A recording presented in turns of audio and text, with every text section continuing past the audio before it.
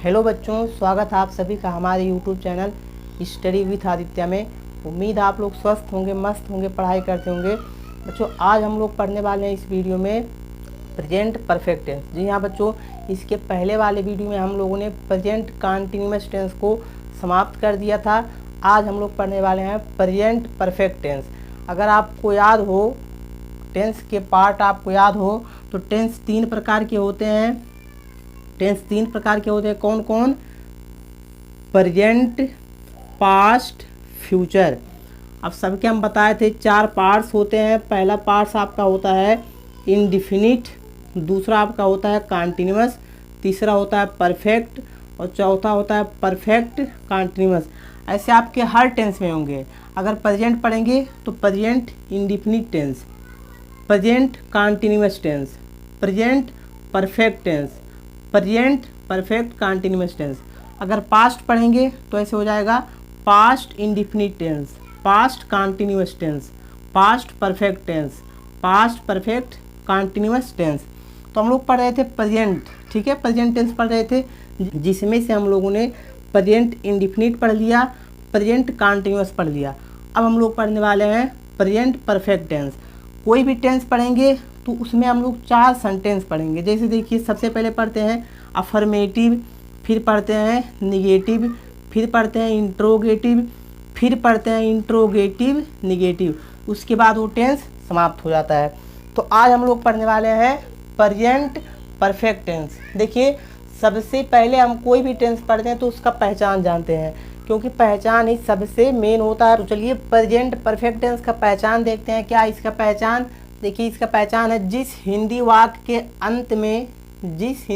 के अंत में चुका है, चुकी है, चुके हैं तथा लिया है, दिया है, किया है आदि आए, उसे हम लोग प्रेजेंट परफेक्ट टेंस यानी पीपीटी कहते हैं। अगर आपको याद हो तो हम लोग सबसे पहले पढ़े थे present indefinite tense. Present indefinite का पहचान क्या था? जिस हिंदी वाक्य के अंत में ता है, ती है, ते हैं आदि आए, उसे हम लोग कहते थे प्रेजेंट इंडिफिनिट टेंस। फिर हम लोगों ने पढ़ा था प्रेजेंट कंटिन्यूअस टेंस। उसका पहचान क्या था? जिस हिंदी वाक्य के अंत में रहा है, रही है, रहे हैं आदि आए, उसे हम लोग बोलते हैं प्रेजेंट कंटिन्यूअस टेंस। लेकिन इसका पहचान देखिए क्या है? जिस हिंदी वाक्य के अंत में चुका है, चुकी है, चुके हैं तथा लिया है, दिया है, किया है आदि, अगर ये हिंदी वाक्य के अंत में मिलता है तो आपका क्या होगा? प्रेजेंट परफेक्ट होगा। अब देखिए, जैसे कि हम लोग पहचान पढ़ते हैं, फिर उसका अफर्मेटिव रूल पढ़ते हैं, निगेटिव रूल पढ़ते हैं, इंट्रोगेटिव रूल पढ़ते हैं और फिर इंट्रोगेटिव नेगेटिव रूल पढ़ते हैं, फिर वो आपका टेंस समाप्त हो जाता है। तो सबसे पहला आपका आता है अफर्मेटिव। तो अफर्मेटिव देखिए, इसका रूल क्या है? सब्जेक्ट प्लस हैज या हैव। देखिए, प्रेजेंट कंटिन्यूअस में क्या था? सब्जेक्ट के बाद उसका हेल्पिंग वर्ब इज या एम या आर था, लेकिन यहाँ प्रेजेंट परफेक्ट का हेल्पिंग वर्ब क्या है? हैज या हैव।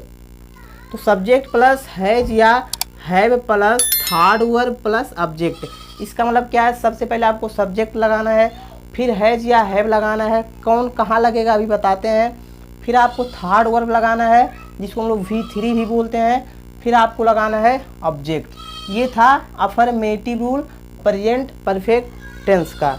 तो अफर्मेटिव रूल देखे। अब हम लोग देखते हैं नोट। नोट में क्या देखते हैं कि उसके जो हेल्पिंग वर्ब है उसके यूजेस कहाँ, मतलब किसके साथ यूज होता है। जैसे कि प्रेजेंट इंडिफिनिट पढ़ रहे थे तो उसमें डू या डज आया था, तो डू का प्रयोग कहाँ होता है, डज का प्रयोग मतलब पढ़े थे।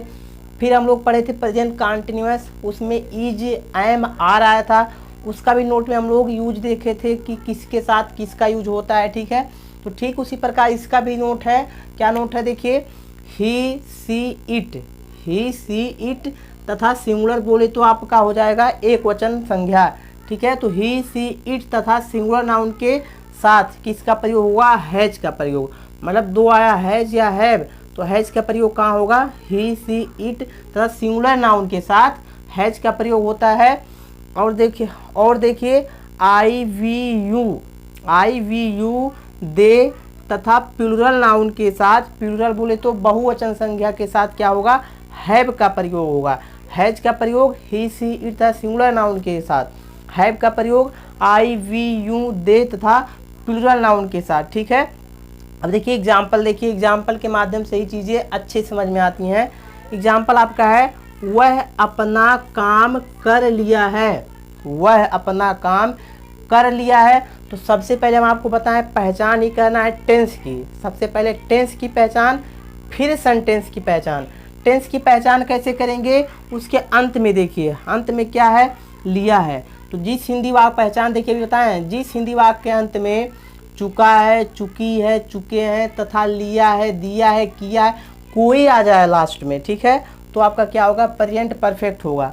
तो इसके अंत में देखिए क्या है, लिया है। ठीक है, तो निश्चित आपका क्या हो जाएगा, प्रेजेंट परफेक्ट टेंस। ऐसा होता वह अपना काम कर रहा है, तो आपका होता प्रेजेंट कंटीन्यूअस टेंस। ऐसा होता वह अपना काम करता है, तो प्रेजेंट इंडेफिनिट। लेकिन लिया है आपका अंत में आया, तो प्रेजेंट परफेक्ट।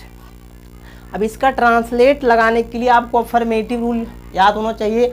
अब और हाँ, एक बात आप लोग ध्यान रखिए, सेंटेंस की पहचान कैसे करते हैं हम लोग। देखिए वह अपना काम कर रहा है, मतलब साधारण है, सिंपल है, तो आपका अफर्मेटिव होगा। नहीं होता बीच में तो नेगेटिव होता है। ये सब आपको बताए हैं इसके पहले वाले वीडियो में। ठीक है, तो वह अपना काम कर रहा है, सॉरी वह अपना काम कर लिया है, तो आपका क्या हो जाएगा, अफर्मेटिव। अगर कहीं क्वेश्चन पूछा होता तो इंट्रोगेटिव होता। तो अफर्मेटिव का रूल आपको याद होना चाहिए। सबसे पहले आपको सब्जेक्ट लिखना है। सब्जेक्ट क्या हो सकता है, नाउन हो सकता है, प्रोनाउन हो सकता है। ठीक है, नाउन किसी का नाम, और कहीं कहीं नाउन के स्थान पर प्रोनाउन यूज कर लिए जाते हैं, जैसे कि वह, तुम। ठीक है, ये सब क्या है, प्रोनाउन है। तो यहाँ देखिए वह है, यानी आपका क्या एक प्रोनाउन है, जिसको इंग्लिश में क्या बोलते हैं, ही। ठीक है, तो हम लोग लिखेंगे सबसे पहले सब्जेक्ट। सब्जेक्ट यहाँ क्या है, वह को इंग्लिश में क्या बोलते हैं, ही। तो लिख देंगे ही। फिर आपको लिखना हैज या हैव, दोनों में से कोई एक। क्या लिखें, हैज लिखें या हैव लिखें, तो आपको नोट याद होना चाहिए, ही, सी, इट तथा सिंगुलर नाउन के साथ हैज का प्रयोग। तो हम लोग लिख देंगे हैज, ही हैज। अब आपको लिखना है, देखिए ही हैज या हैव में से हैज लगाए। अब आपको लिखना है थर्ड वर्ब, यानी V3 जिसको बोलते हैं, थर्ड वर्ब। अब देखिए first verb, second verb, third verb क्या होते हैं, इसका हम अलग से वीडियो बना देंगे, आप मतलब आपको समझाने के लिए।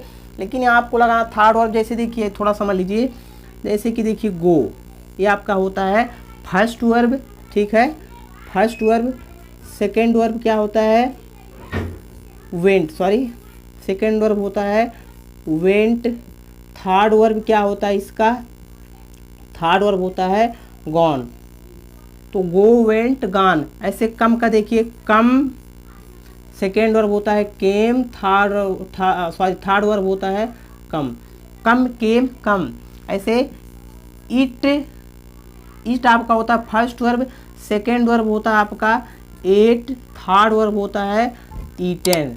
ठीक है, अब देखिए इसको हम लोग V1 भी बोल देते हैं, V1 इसको बोल देते हैं, V2 इसको बोल देते हैं, V3। ठीक है, तो ये सब आपको हम एक अलग वीडियो में सिखा देंगे। पहले आप लोग यहाँ देखिए हमारा जो टॉपिक चल रहा है। तो सब्जेक्ट देखिए, अब चलते हैं ट्रांसलेट लगाते हैं। वह अपना काम कर लिया है, तो सब्जेक्ट लगाना था, सब्जेक्ट लगा दिए। हैज या हैव लगाना था, हैज लगाए, क्योंकि ही था, ही, सी, इट सिंगुलर नाउन के साथ हैज का प्रयोग। आपको लिखना थर्ड वर्ब। थर्ड वर्ब देखिए हम आपको बताए थे, पहले वर्ब की पहचान कीजिए। वर्ब पहचान गए तो थर्ड वर्ब, सेकेंड वर्ब थोड़ा आपको याद करना पड़ेगा, लगा देंगे।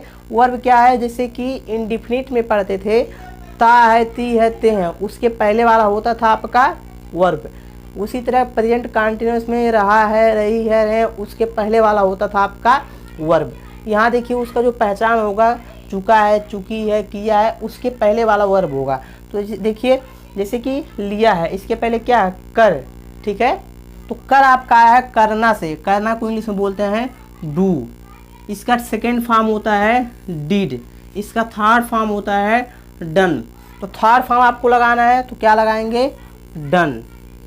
तो सब्जेक्ट लगाना था, सब्जेक्ट लगाए। हैज या हैव लगाना था, हैज लगाए। अब आपको थर्ड वर्ब लगाना था, थर्ड वर्ब लगाए। अब आपको लिखना ऑब्जेक्ट। ऑब्जेक्ट क्या है, अपना काम, तो क्या हो जाएगा, ही के साथ अपना का मीनिंग हिज। ठीक है, हिज। उसके बाद काम को इंग्लिश में क्या बोलते हैं, वर्क। तो अपना काम, he has done his work, वह अपना काम कर लिया है। तो देखिए अपना का मीनिंग अलग अलग सब्जेक्ट के साथ अलग अलग लगता है। जैसे कि देखिए ही के साथ अपना का मीनिंग क्या लगता है, हिज लगता है। सी के साथ क्या लगता है, हर लगता है। तो सी के साथ हर लगता है और दे के साथ देयर लगता है। यू के साथ एवर लगता है अपना का मीनिंग। तो अलग अलग सब्जेक्ट के साथ अपना का मीनिंग अलग अलग लगता है। तो बच्चों अभी तक हम लोगों ने पढ़ा प्रेजेंट परफेक्ट टेंस का पहचान प्लस अफर्मेटिव रूल और उसके एग्जाम्पल। ठीक है, अब हम लोग इसी कुछ एक्सरसाइज देख लेते हैं ताकि ये सब चीज़ और भी अच्छे से समझ में आ जाए। तो देखिए पहला एक्सरसाइज है बकरियां घास खा चुकी हैं। तो सबसे पहले टेंस का पहचान करेंगे। टेंस का पहचान करने के लिए अंत में जाइए। अंत में क्या है, चुकी है। तो जिस हिंदी वाक्य के अंत में चुका है, चुकी है, चुके हैं आदि आता है उसे हम लोग क्या बोलते हैं, प्रेजेंट परफेक्ट बोलते हैं। तो यह पहचान कर लिए टेंस का। अब पहचान करने की बारी आती है सेंटेंस का। सेंटेंस का पहचान कैसे करेंगे, देखिए एकदम सिंपल है। बकरियां घास खा चुकी हैं, इसमें ना ही तो क्वेश्चन पूछा है और ना ही तो बीच में नहीं दिया है। ठीक है, तो आपका अफर्मेटिव होगा। अफर्मेटिव का रूल यहाँ लिखा है, तो इसी के हिसाब से इसका ट्रांसलेट कीजिए। सबसे पहले आपको लिखना है सब्जेक्ट। सब्जेक्ट क्या है, बकरियां। ठीक है, तो बकरियां, बहुत बकरियां हैं, तो आपका हो जाएगा द गोट्स। ठीक है, क्योंकि बहुत सारी बकरियां हैं तो प्लूरल आपका होगा गोट का। तो द गोट्स हो गया सब्जेक्ट। आपको हैज या हैव लगाना है। क्या लगाएंगे, हैज लगाएंगे कि हैव लगाएंगे। तो ही सी इट तथा सिंगुलर नाउन के साथ हैज का प्रयोग। ठीक है, आई वी यू दे तथा प्लूरल नाउन के, देखिए बकरियां क्या है, बहुवचन संख्या है, मतलब बहुत सारी बकरियां, तो आपका प्लूरल नाउन है। तो प्लूरल नाउन के लिए क्या प्रयोग किया जाता है, हैव। तो हम लोग लगा देंगे हैव। अब आपको लिखना है थर्ड वर्ब, वर्ब का थर्ड फॉर्म। अब देखिए वर्ब कैसे पहचानेंगे, चूंकि के पहले क्या, खा। खा कहाँ से आया है, खाना से। खाना को इंग्लिश में बोलते हैं ईट। ठीक है, फर्स्ट फॉर्म होता है इट, सेकेंड फॉर्म होता है एट और थर्ड फॉर्म होता है ईटेन। तो क्या लगाना है, थर्ड फॉर्म लगाना है। ठीक है, तो हम लोग लगाएंगे थर्ड फॉर्म जो आपका क्या है, ईटेन। अब देखिए आपको थर्ड फॉर्म लगाना था, लगा दिए। अब आपको लगाना ऑब्जेक्ट। ऑब्जेक्ट क्या है, बकरियां क्या खा चुकी हैं, घास खा चुकी हैं। ठीक है, तो ऑब्जेक्ट निकालने के लिए क्या लगा दीजिए, कैसे लगा दीजिए, कहाँ लगा दीजिए, सब लगाने से ऑब्जेक्ट निकल जाता है। तो बकरियां क्या खा चुकी हैं, तो घास खा चुकी हैं। जवाब में आया घास, तो आपका क्या हो जाएगा, ऑब्जेक्ट। घास को इंग्लिश में बोलते हैं ग्रास, तो हो जाएगा द ग्रास। तो बकरियां घास खा चुकी हैं, इसका ट्रांसलेट हो गया the goats have eaten the grass.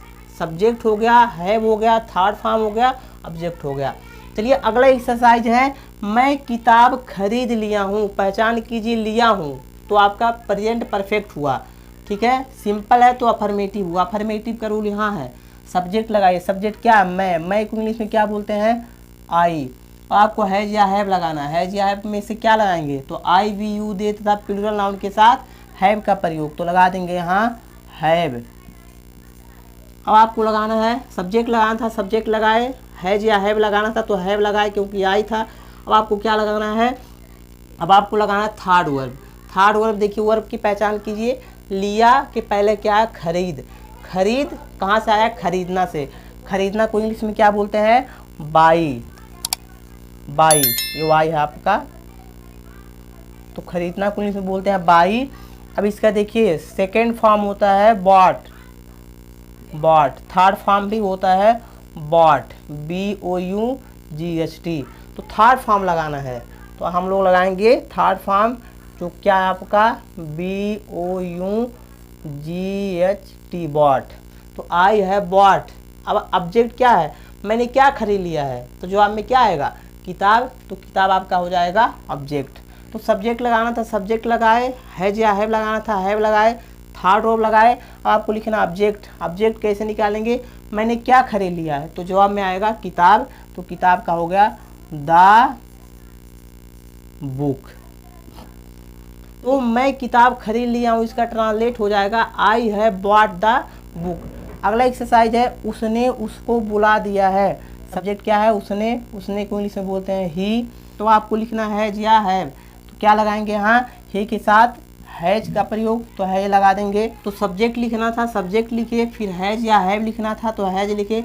आपको थर्ड वर्ब लिखना है, उसमें वर्ब आपका क्या है? दिया के पहले है बुला। बुला को इंग्लिश में बोलते हैं कॉल, इसका थर्ड फॉर्म होता है कॉल्ड। तो हम लोग लिखेंगे called. Subject has, third verb आपको लिखना है ऑब्जेक्ट। ऑब्जेक्ट आपका क्या है? उसको। उसको को इंग्लिश में बोलते हैं हिम। तो ये हो गया आपका ट्रांसलेट किसका? उसने उसको बुला दिया है, ही हैज कॉल्ड हिम।